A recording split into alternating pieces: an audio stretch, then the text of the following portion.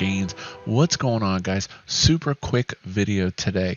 With all of the Binance Smart Chain mania, you are asking about how can I monitor my farms or pools. Well, there's a new product out called YieldWatch Smart DeFi Dashboard. You simply put in your address and then you hit the binoculars.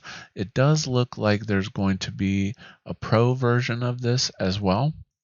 But as you can see, what they've done is they've aggregated some of the more popular Binance Smart Chain platforms.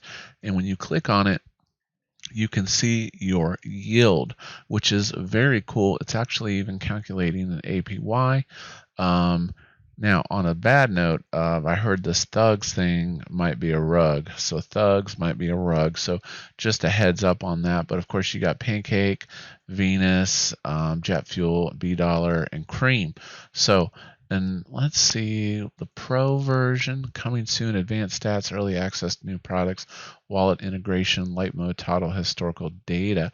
So this could be very cool. So again, as more money in TVL moves over to the Binance Smart Chain, the tools will continue to develop on this, and that is very, very cool. And actually, on a side note, another tool that I'll talk about is basically there is a blockchain BNB blockchain explorer.